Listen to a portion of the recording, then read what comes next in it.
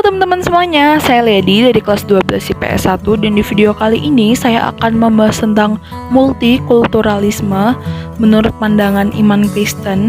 Jadi ada pengertiannya nih, multikulturalisme itu adalah sebuah gagasan, ada cara pandang, kebijakan, sikap, dan tindakan yang dilakukan oleh sebuah masyarakat dengan latar belakang yang berbeda-beda.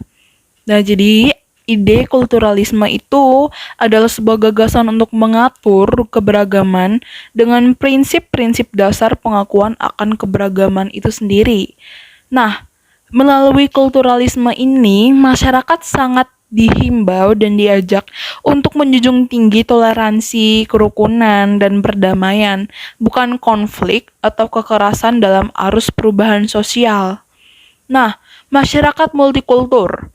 Dalam masyarakat multikultur, orang hidup itu berdampingan ya. Kita hidup berdampingan dengan satu dengan yang lain dalam suasana toleransi dan menghargai berbagai perbedaan yang ada, menyangkut dengan adat, kebiasaan, kesenian, pakaian adat, musik, dan juga tari. Nah, kita juga harus menerima serta memperlakukan semua orang itu sama dalam berbagai perbedaannya sebagai manusia yang bermartabat dan makhluk mulia ciptaan Tuhan. Nah, kita ini harus memiliki cara pandang yang baru. Semua manusia dalam kepelbagaian dan juga keberagamannya memiliki hak yang sama untuk diterima, dihargai, dan dipenuhi hak-hak asasinya sebagai manusia. Nah, dalam pandangan iman Kristen, ini ada beberapa sikap yang harus kita hindari dalam membangun multikulturalisme yang rukun dan juga bersatu. Jadi yang pertama, ada primordialisme, artinya perasaan kesukuan yang berlebihan.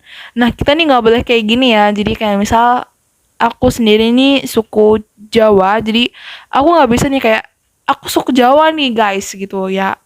Kita nggak boleh memiliki perasaan kesukuan yang berlebihan. Dan yang kedua, ada etnosentrisme, artinya adalah sebuah sikap atau pandangan yang berpangkal pada masyarakat dan kebudayaannya sendiri. Nah, biasanya ini disertai dengan sikap-sikap dan juga pandangan yang meremehkan masyarakat dengan kebudayaan yang lain. Nah, itu nggak boleh ya, guys. Dan yang ketiga, ini ada diskriminatif. Ini adalah sebuah sikap yang membeda-bedakan perlakuan terhadap sesama warga negara berdasarkan warna kulit, golongan, suku bangsa, ekonomi, agama, dan juga lain-lain. Nah, itu nggak boleh banget kita lakukan. Ini adalah sebuah teguran keras. Dan yang keempat adalah stereotip ya. Ini adalah sebuah konsepsi mengenai sifat suatu golongan berdasarkan prasangka yang subjektif dan tidak tepat. Nah, kita ini tinggal di negara Indonesia, negara yang sangat diberkati Tuhan dengan keanekaragaman dari suku, agama di negara kita juga kan ada banyak. Dan kita ini dihuni ya, negara kita ini dihuni oleh orang-orang yang memiliki perbedaan etnis, agama, ras, dan lain-lain. Dan dengan adanya perbedaan tersebut, kita ini sebagai umat manusia harus memiliki sikap toleransi. Kenapa sih kita harus punya sikap toleransi? Nah, ini ada di Galatia 3 ayat 28, Alkitab berkata, dalam hal ini tidak ada orang Yahudi, tidak ada hamba atau orang merdeka, tidak ada laki-laki atau perempuan, karena kamu semua adalah satu di dalam Kristus Yesus. Dari ayat ini, ada sebuah arti yang menjelaskan kalau kita ini manusia berasal dari segala macam suku, bahasa, bangsa, kelas sosial, bahkan gender. Ini dipersatukan dalam Kristus, dan kasih Kristus itu diberikan untuk semua orang tanpa mengenal apapun rasnya, apapun agamanya, tapi kasih Kristus itu sangat nyata.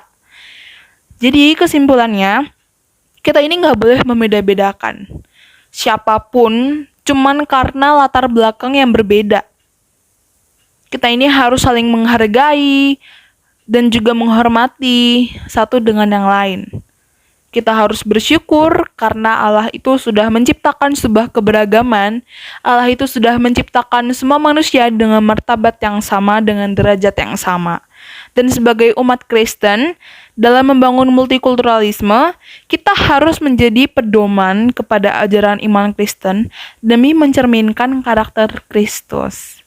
Jadi demikian presentasi tentang multikulturalisme menurut pandangan Kristen dari saya. Terima kasih.